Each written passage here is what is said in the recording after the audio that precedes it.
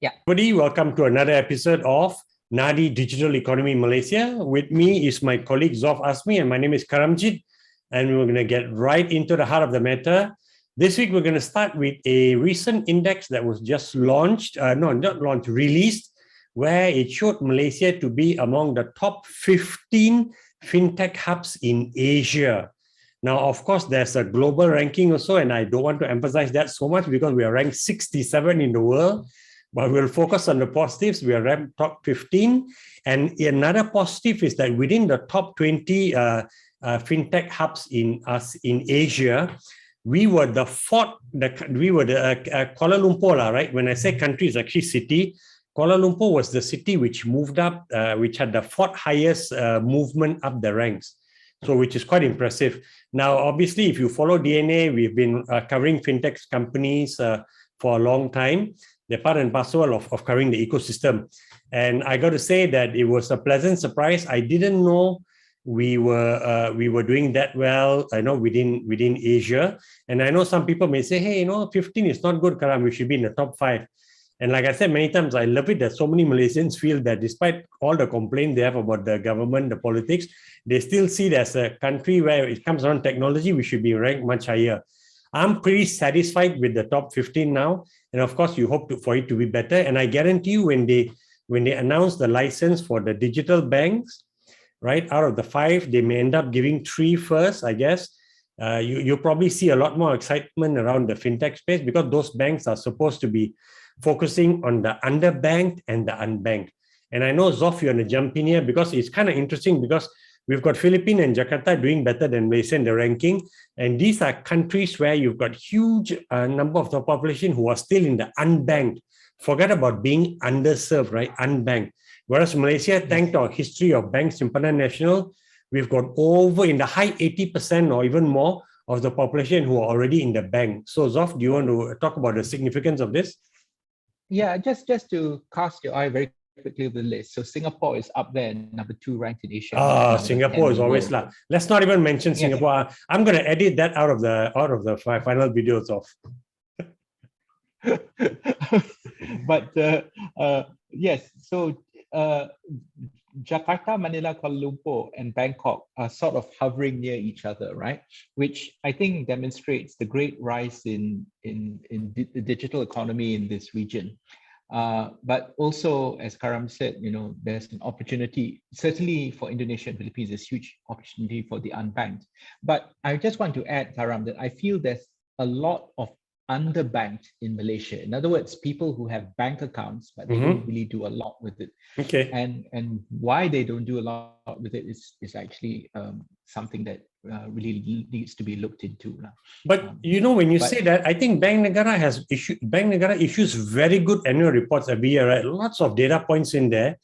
Surely, and I am guilty of not having looked at it properly for probably 3 years now. Right, but I know they've got a lot of good data, but surely they would have one data point around the underbanked, right?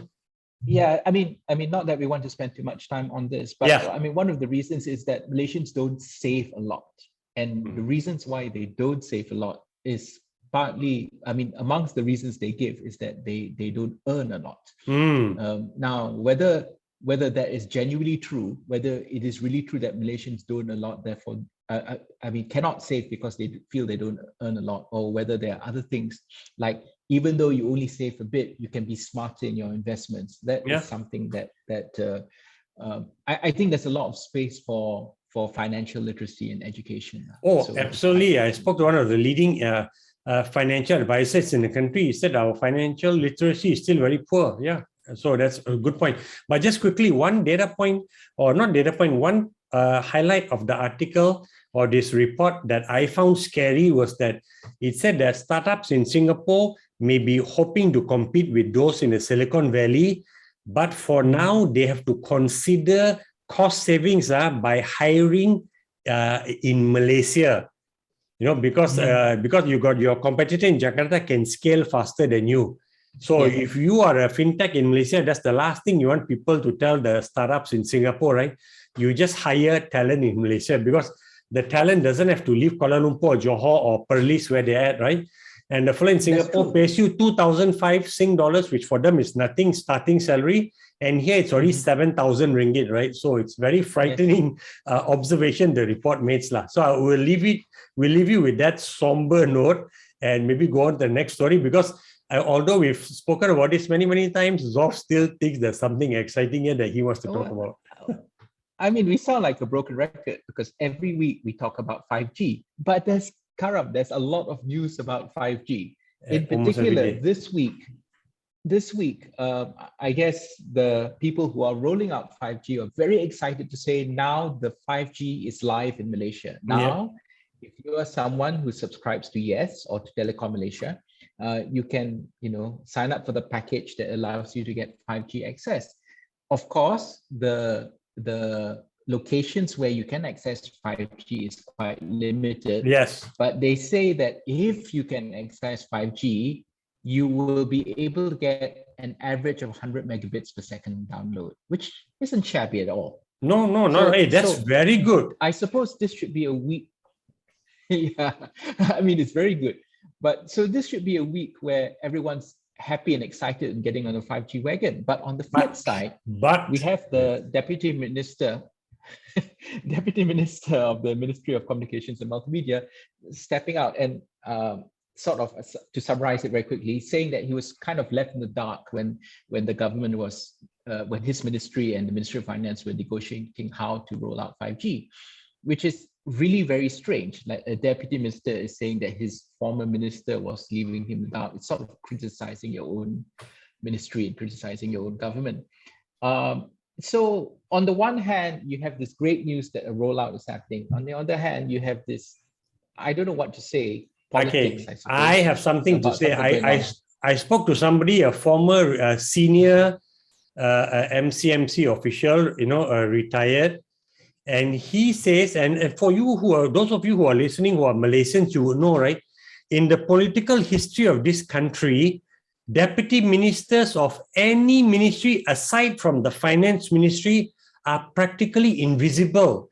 They never make the news under their respective ministerial portfolio. And there's a reason for that, because the minister is the dominant person, he or she, right? It could be a lady, and the deputy minister could be a male.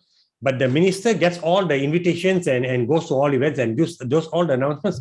Deputy ministers never do. So I have no idea, which coconut fell on this guy's head that he is now, aggrieved and upset and insulted that he was not in the loop.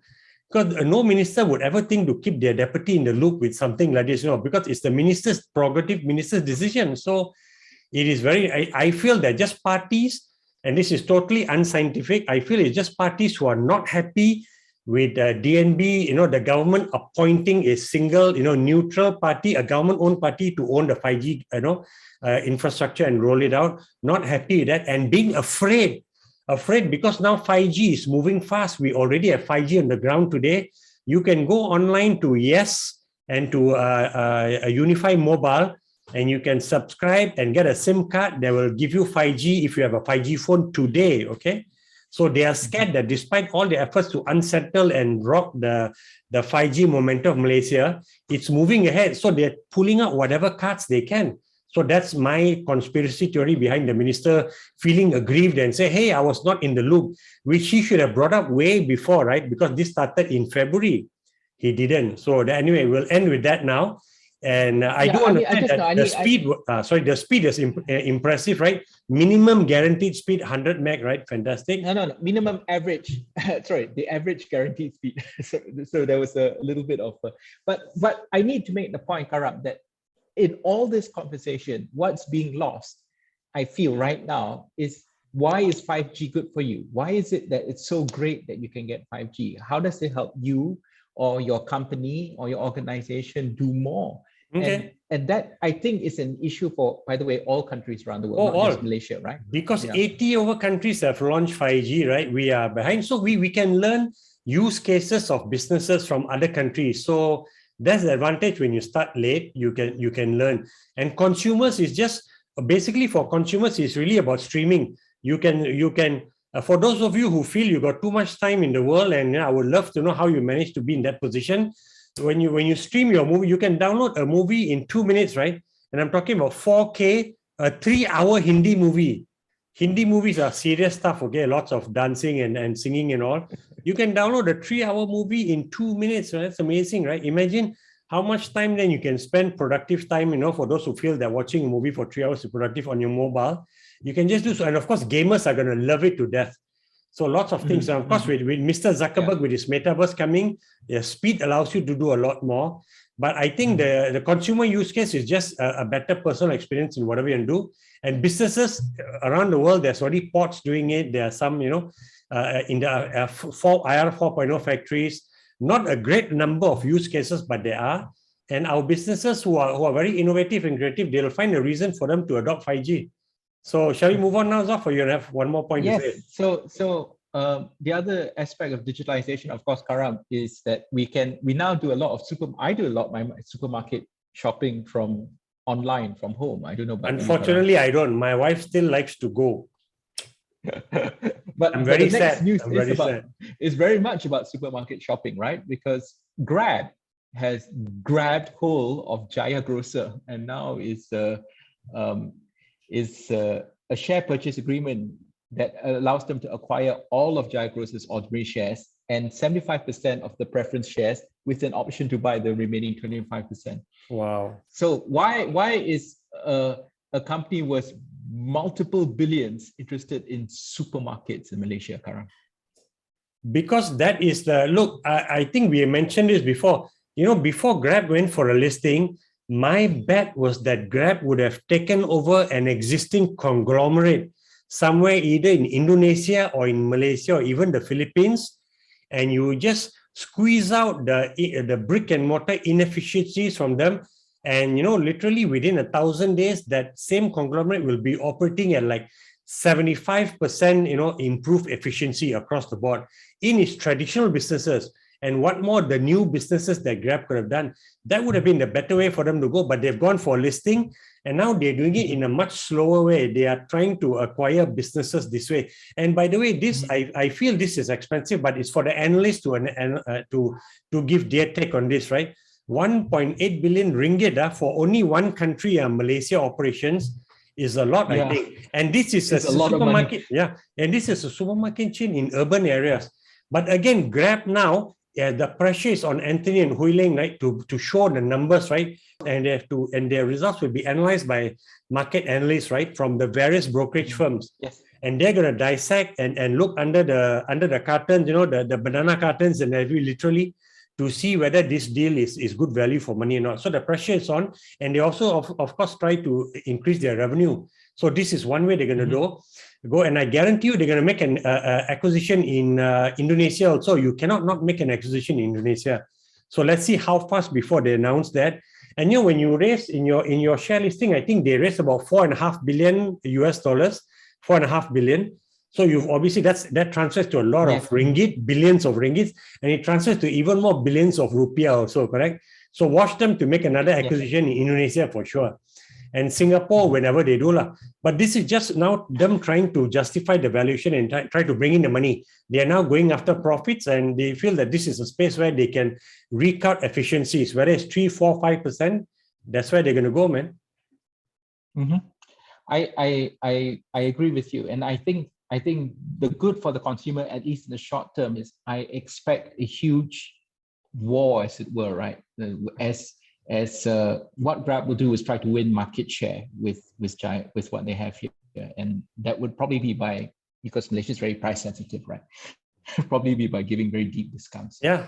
So at least in the short term, you're probably good for the consumer, but correct. Long term, we'll see. Okay, next news, Karam. This is something that was... So sorry, for the next news, we're going to whiz through, I think Zof is going to whiz through 3 articles, just like a minute or less, and giving you the key points about each of these articles. Okay, Zof, go ahead. Yes.